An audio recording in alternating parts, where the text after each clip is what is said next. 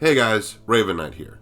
Season 1 of Year 8 has been absolutely awesome. I've had a really great time with the cosmetics, the hero skin, and the new game mode. Well, for the most part. I feel like the choice to dip into nostalgia was a really good idea for Honor, but it's honestly made me stop and think a moment about where For Honor started and where it is now. I have to ask, were things better back then? And I don't mean mechanically, that's obvious. The game from a balancing, content, and mechanical standpoint have obviously improved incredibly. For Honor is doing better now than it has ever done before, but I'm referring to thematically, the grit, the direction. I want to take a moment to look at what For Honor was in the beginning, and then look at it now. I want to kind of figure out if For Honor has, well, sort of changed its direction overall, and I think the best way to understand that is to understand its viewpoint on Honor. What is it? I did a whole video in the past about what Honor looked like to the different factions, but I want to talk about Honor in a more general sense. What does Honor look like in war? So in this video, what I really want to do is break down the difference between For Honor back then, when it first started, and For Honor now, and also take a look at what it means to have Honor and what Honor looks like in the field of war. So let's take a look. For Honor initially told the story of a world desperate for hope, only to be plunged again and again into meaningless violence. The world was struck by a cataclysm that left families, nations, and continents forever changed, if not outright destroyed. And in the wake of this disaster, three factions emerged in the country of Heathmore: Knights, Vikings, and Samurai. All three desperate for survival and intending to stake their claim on the ruins of the old world and go to war rather than attempt peace. Now, why do they do this? Why not go for peace? The simple answer is fear. Fear of betrayal, fear of loss, fear of damnation and destruction of their way of life, their homes, and their people. They just can't risk it. They can't risk losing it all. It's fear of losing everything they have. So war it is. For 1,000 years, the three factions have fought, even as the world regrows around them, even as they rebuild and secure their territories and their homesteads, even as they assure their individual survival, they continue to kill, die, destroy, and take. Why? Well, there are many reasons. But the most basic, the most common, is honor. Honor. A term that carries so many meanings, but in this case, it's pretty simple. None of the factions fully remember why they fight. They don't entirely know, but that's not important anymore. What is important is that none of them can afford to lose this war, because to lose would mean more than just the loss of their lands, homes, and people, but the loss of their very identity, their way of life, their pride.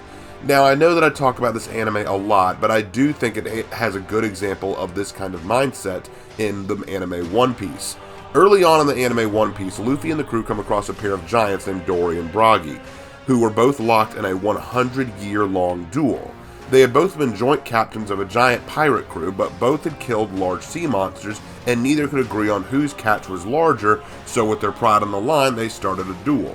100 years later, neither Dory or Bragi can remember the contest or their reason for fighting. All they know is that they have to continue to fight. They fight so seriously, and they don't even know why! There's no animosity between them, they don't hate each other, and in fact still honor, respect, and laugh with each other as friends, caring about each other in their own way, almost like brothers. And yet, that does not stop them from battling each other. Because in the end, it's not about hatred, it's not about the contest, it's not about their disagreements, it's about honor.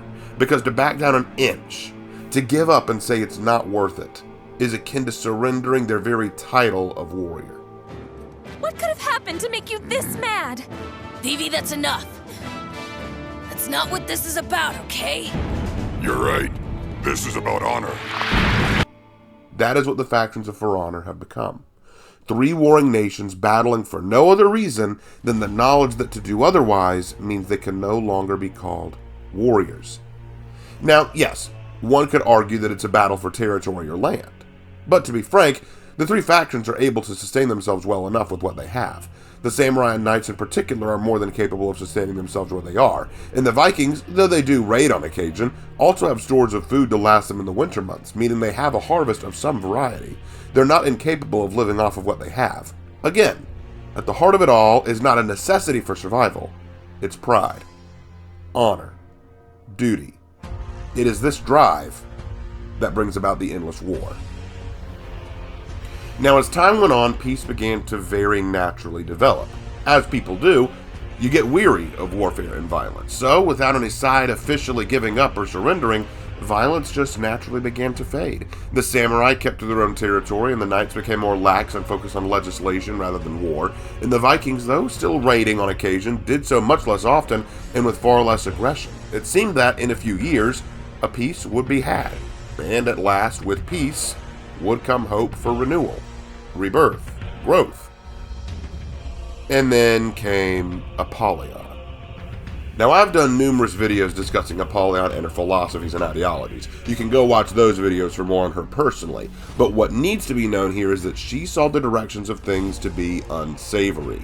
Through careful planning, manipulation, and no small amount of murder, Apollyon shifted the course of the peace and brought back the war she craved, plunging all of Heathmore into a brand new age of wolves. A spark of hope for peace, snuffed out by those who hunger for destruction.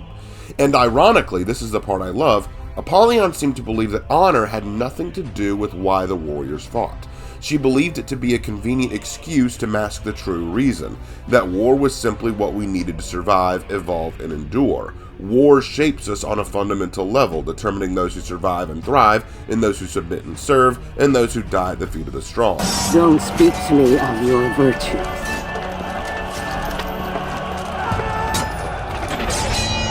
Duty. Kinship.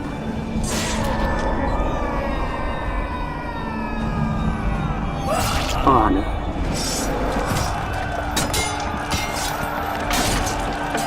You've forgotten what you are. Honor was not Apollyon's goal or motive, so the question must be asked, was she right in her assessment? Was honor not the true cause of the violence? Is honor just a convenient excuse? And if it is it noble? The campaign ends on that fundamental question. Was she right? Is honor the reason we fight, or is it simply because it's what we're born to do? Now, I've spoken about my stance on Apollyon's ideology and the merit within it, but I think, regardless of the answer you come to, that question is a profound one. Now, many would dismiss For Honor's campaign and Apollyon as sloppy, lazy, and stereotypical story mode kind of nonsense with little to offer. And while I'll grant it doesn't please all tastes, and it desperately needs an update, Apollyon herself and the questions she raises are actually spectacular. When the cataclysm struck and the survivors fought over the scraps, they had a reason to fight them. Survival. Basic and simple. But it's been 1,000 years. The need to fight is long past. Why continue? Is it really just honor? Is honor really a noble thing if that's the case? Or is it a dark excuse to satisfy the hunger of wolves and predators? I would argue that it is this grit and this series of questions that drew so many of us into the world of For Honor starting off. Beyond just a simple FPS game or meme-focused game like Fortnite or Rainbow Six Siege and others like them, For Honor was introduced with something subtle and yet very awe-inspiring. I grant that many overlook this, and I'm sure I'll get a few comments telling me I read too deeply into things, and perhaps I do, but it is because I choose to look beyond that which is at face value that I can find the true treasures under the surface. After all, if you want to get to the buried treasure, you have to start digging, and I think that's what I adored about For Honor's story and Apollyon, because the more I dug, the more I found fascinating about Apollyon's ideology, the state of For Honor, what kind of issues the characters and warriors had to face, what kind of subtle messages and questions the lore was creating. I really liked it. But, as time went on, I could sense something changing, and I believe it started around year 4 with the arrival of Astrea and Horkos. The nature of the war had changed. With the Truce of Wyverndale, there was a reattempt at peace, but it was interrupted and ended by the arrival of Horkos and the subsequent hostile takeover of Heathmore. After that, it was clear that For Honor was running down a new direction. Astrea, unlike Apollyon, saw war differently. Rather than simply being the natural state of existence, it was a litmus test. War determined the status of men and women. Sheep or wolves. The sheep are only fit to serve the wolves, while the wolves dominate the sheep. And through war, one understands their value. Apollyon too separated people into categories of wolves and sheep, but the difference is that Astrea took a second step that Apollyon never did. Hostile takeover.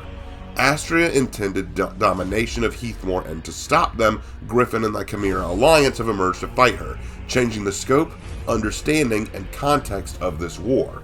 Keep in mind, Apollyon did not set up a war of one faction versus another faction in a good versus evil discussion. Astrea did. Now, whether you like or dislike this direction is up to you, but I do think it is quite clear that the new direction is not nearly as subtle as what we had before. This, at the end of the day, is a fundamental good versus evil narrative. Horkos is evil, and Chimera is good. Think about it. Since Year 5 and the arrival of the first Outlanders, Horkos has been responsible for the decimation of 2 nations beyond Heathmore, Arabia and Mesoamerica, bringing their warriors here to get revenge. They were responsible for the plague upon Heathmore after the Truce of Wyverndale, and they were the ones who launched the Inquisition that terrified Ashveld. Now, not that Apollyon wasn't antagonistic as well, but she always had an underlying vision or goal behind her actions. She did not completely destroy the Vikings' food because she wanted them to fight over it and thus evolve and grow. She killed the Emperor but left the daimyo to fight and thus bring the samurai into a new age. In everything Apollyon did, she was always acting with the intention to see Heathmore evolve and grow, to become the wolves she sought after. Astrea, meanwhile, simply seeks dominion of the factions and for the strong to rule the weak. What I mean to indicate here, if my point is not already made clear, is that For Honor's story at its root was one of a subtle exploration on the nature of mankind, honor, and war. Do we fight in wars because it's essential? Because it's necessary to fight and die? It's a necessity that we don't recognize. When we can't think of a reason to fight, do we simply call it for honor? And if so, does that make honor at all noble? If honor is noble, why do we fight and die for it? Was Apollyon right in her thinking about mankind and Heathmore? These are all the questions that the original lore suppose. Whether or not you took them to heart or even thought about them at all is up to you. I know I did. But they were there. The lore now, for better or worse, is far more cut and dry. A tyrant marching upon the world, seeking dominion through force and power, and through her actions and the actions of her fellows, she draws the entire world into her massive conflict that threatens to bring ceaseless violence and death to all who engage in it. Now, before I go any further, I'm not here to say who's better. If I'm being 100% honest, the current setup is actually far more easy to grasp, and there are probably many out there who would say that's the way it's always been or should be. Indeed, I can't believe I'm saying this, Astrea is the very villain that embodies For Honor's current playstyle, community, and motivations. Keep fighting, keep conquering, never stop. There's still more to do. Never be satisfied with your current strength and prove your growth by conquering others. That is the Astrea way, and that is a way For Honor encourages its player base to go. To keep going, keep fighting, and prove your strength by beating others. That's why there are so many who like her and Horkos. It's not just the edgy nature or design, though that is a large part of it. It's because Astrea evokes what For Honor means to the majority of the community. Apollyon, as much as I love her, embodies a philosophy that likely belonged to a different game of For Honor. She's the kind of person I could see being a figure in a Fallout game, swapping words and debating with characters like Joshua Graham. Frankly, she's a character who I think deserves more than she was given, and that's saying something. This isn't me saying Astrea or Apollyon are necessarily better, I'm saying they're different from each other in a huge way, and who you prefer determines who you think is better. I, for one, prefer Apollyon, but that doesn't take away from the fact that Astrea is probably very much what this game represents. Now, maybe I'm in the minority on this point, but when I look back on the nostalgia of For Honor and what it was, I think of the hopelessness. The ruins of the old world, an ever-present reminder that we are not always in control, and when pushed to our limits, we can fall to a savage nature. And this nature leads us to war. And the reasons for that war need not be complex or even noble. So long as we fight, we will find a cause or reason to do so. Be it resources, culture, or even just our honor. Consider the act of fighting over a simple puddle of water, as we see in the trailer and as we see in this new game mode. It's just one puddle. It would not help more than 1 or 2 people get a drink. It is a small and almost meaningless thing. Something completely overlooked and not cared about by many. But there are those who are willing to spill blood just to have it. Because to do otherwise would be to abandon who they are, and what they are, and what they fight for. Honor, duty, valor. That is why I look back on what For Honor was so fondly. It embodied something beautiful but horrible. Simple and yet complicated. Brutal but refined. It is a series of paradoxes that must be seen to understand. Fighting for something that all at once doesn't matter at all, and yet is more important than anything in the world. That's what For Honor was. Understanding what honor is. I think there was one For Honor trailer, that got this better than any other. And I think it was the trailer that sold me on the game. Let's take a look. Honor. What do you know about honor? You, who has never faced true fear. Learn what honor is before pretending you are a warrior. Know this before you step onto that thin red path where no misstep is allowed. Path that only ends when your legs fail to support you and your heart stops beating. The path where sadness goes along with pain and where glory is the color of blood. This narrow path goes only one way. A way covered with enemies and brothers. And it will take you, without any shame, into the hands of death. For the name you were given, and for your descendants. For honor. I absolutely love that trailer. Now, before I conclude this video, before I wrap everything up, I want to take this moment to reflect on the nature of honor as we understand it in war and culture, because right now I've given it a very pessimistic look. And I've seen this quote from Mass Effect 3 floating around a lot when it comes to honor. It goes something like this. Stand in the ashes of 1 trillion dead souls and ask the ghosts if honor matters. This silence is your answer. People like to tout this line as if it's some profound criticism of honor and duty and valor in battle, that there is nothing honorable in the face of death and loss. Now, I, for one, find this quote contrarian, petty, and frankly insulting. I would respond to that quote thusly. Why would I ask the ghosts if honor matters? I can simply look to the voices of the future and know that their honor mattered. For it is that honor that carried their legacy beyond the ashes. I think deep down, Apollyon knew the value of honor, though she didn't realize it. Having honor means that you hold yourself to a set of standards and to a point where performing, acting, or speaking with anything less than that standard is to shame yourself. It's having self-respect and discipline while others flounder and falter.